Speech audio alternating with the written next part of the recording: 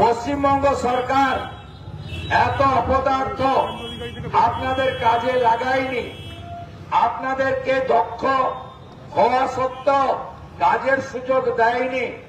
উল্টো দিকে উড়িষ্যা থেকে যে মুখ্যমন্ত্রী বলেন বাংলা নাকি ভারত সেরা, তিনি নাকি ঘন ঘন পুরস্কার আনতে যান বিভিন্ন জায়গায়, সবে সেরা।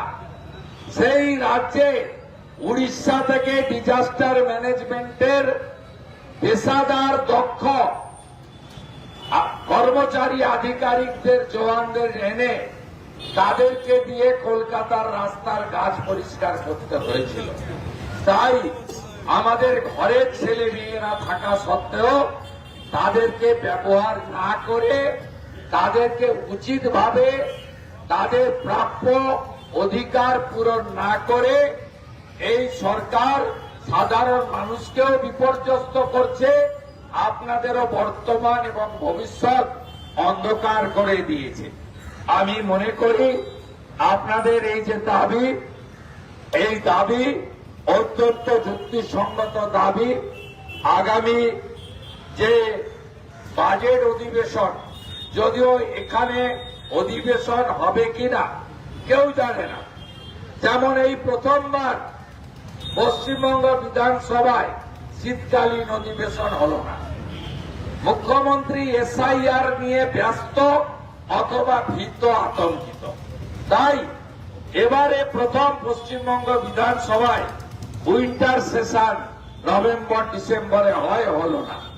কিন্তু আমাদের রাজ্যে ভোট আসন্ন এবং আমাদের রাজ্যে এই নির্বাচনের আগে 4 মাসের জন্য ভোট অন অ্যাকাউন্ট করতে হবে সরকারকে, এপ্রিল, মে, জুন, জুলাই।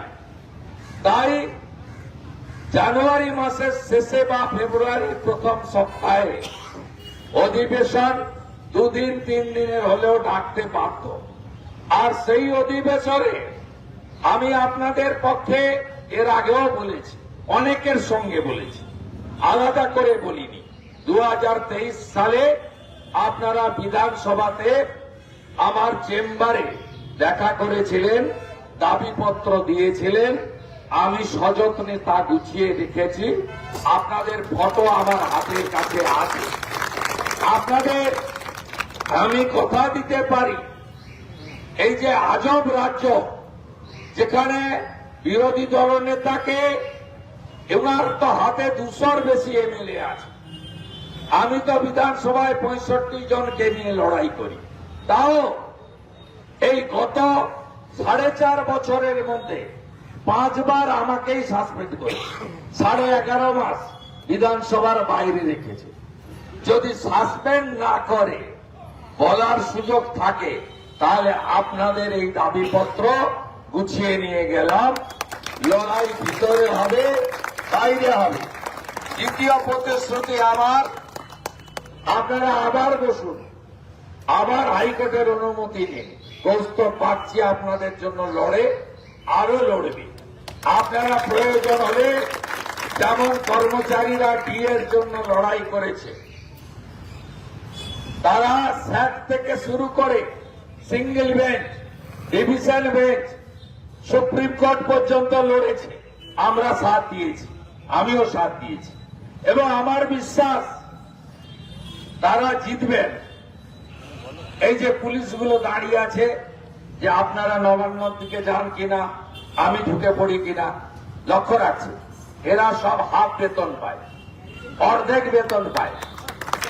ওরা ভারতবর্ষে 7th পে কমিশন হয়ে গেছে। যাকে পাহারা দেন সেই মমতা ব্যানার্জি আপনাদের 6th পে কমিশন 15 সালে তৈরি করেছিল। 2020 1 জানুয়ারি দিয়ে বাদ দিয়ে, এরিয়ার বাদ দিয়ে সামান্য অর্থ দিয়েছে। গোটা ভারতবর্ষে 7th পে কমিশন কমপ্লিট করে 8th পে কমিশন হয়েছে। আপনারা এগুলো ভাবুন, বাড়িতে গিয়ে হিসাব করবেন। বাড়ির লোকেদেরকে, বাচ্চাকে পড়াতে গেলে 10,000 টাকা মিনিমাম ভালো স্কুলে খরচ হয়। আপনাদের এদের অবস্থা তো আরো খারাপ। আপনাদের এগুলো ভাবতে হবে সিরিয়াসলি। একে যদি আপনারা রাখেন, আমি আপনাকে বলে দিচ্ছি 40% দিয়ে গ্যাপ সেন্ট্রাল গভর্নমেন্টের সঙ্গে। একে রাখুন আপনারা। যদি রাখেন এই গ্যাপ বাড়তেই থাকবে, আপনি বাড়িতে ফাঁকা পকেটে যাবেন। আপনারা মালকড়ি প্রচুর তোলেন রাস্তায়, তো সেই মালকড়ি আপনাদের কাছে যায় না। আপনার সিপির কাছে যেতে পারে, বড় বড় আইপিএস দের কাছে যেতে পারে, তারা 25 টাকা রেখে 75 টাকা মুখ্যমন্ত্রীর কাছে পাঠিয়ে দেন। নবান্নতে পাঠান না, কালীঘাটে পাঠান। এটা সবাই জানে। আপনাদের এই লড়াইতে আমরা আছি। আমি বিরোধী দলনেতা নিশ্চয়ই একটা রাজনৈতিক দলকে প্রতিনিধিত্ব করে। আমার রাজনৈতিক দলের নাম বিজেপি।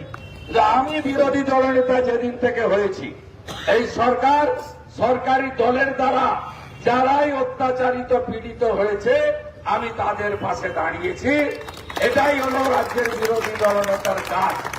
যে বক্তব্যে 7 জন মুসলিম মহিলা, 4 জন শিশুকে পুড়িয়ে দেওয়া হয়েছিল, যারা বেশি সংখ্যায় মমতা ব্যানার্জিকে ভোট দেয়, তাদের পাশেও বিরোধী দলনেতা তার কর্তব্য পালন করে মমতা ব্যানার্জি যাওয়ার আগে পৌঁছেছিল বীরভূমের রামপুরহাটের বকটুইতে। তাই কোন রাজনৈতিক উদ্দেশ্য না এনে আপনাদের এই লড়াইকে সমর্থন করার জন্য আমি এখানে এসেছি।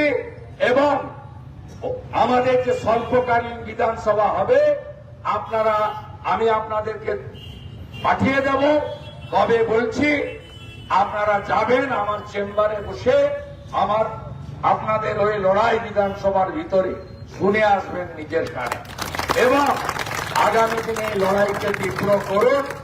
এবং ফেব্রুয়ারিতে ভোট ঘোষণার আগে যদি সমাধান না করে, কাকে ভোট দেবেন জনগণের উপর ছেড়ে দিন।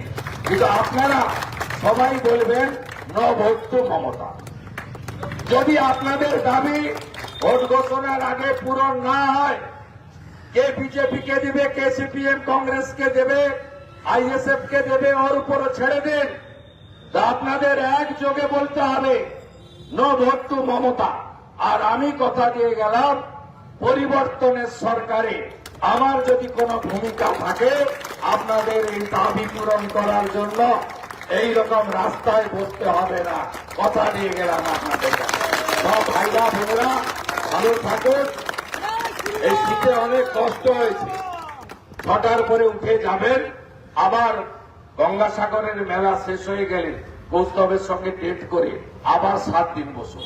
ছাড়বেন না, ঢুকবেন না, মাথা উঁচু করে লড়াই করবেন। জিত আপনাদের হবে। We shall overcome. আমরা জিতবো। এ দাবি ন্যায্য দাবি। এ দাবি সরকারকে মানতে হবে। সবাই ভালো থাকবেন। নমস্কার।